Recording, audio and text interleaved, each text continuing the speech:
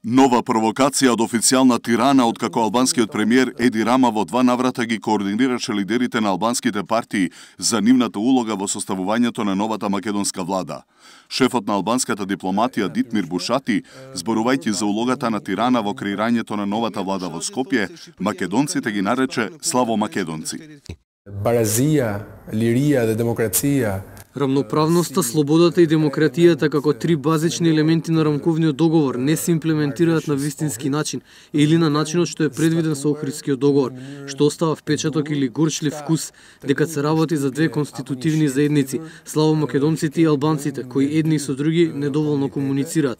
Верувам дека сега е вистинскиот момент за албанскиот политички фактор да се обедини и да напредува во реализирањето на овие прашања.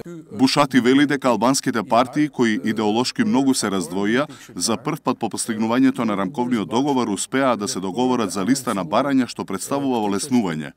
Тој бара подоцна да направат ревизија како тие барања се имплементираат во пракса.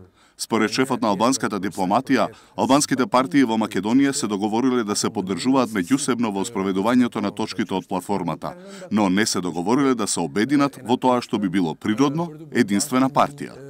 Парадоксално, Бушати во изјавата додава дека Тирана ќе продолжи да ги поддржува сите процеси кои водат кон демократска и стабилна Македонија и подвлекува дека Албанија воопшто не се меша во внатрешните работи на Македонија, ниту во креирањето на коалиционата влада.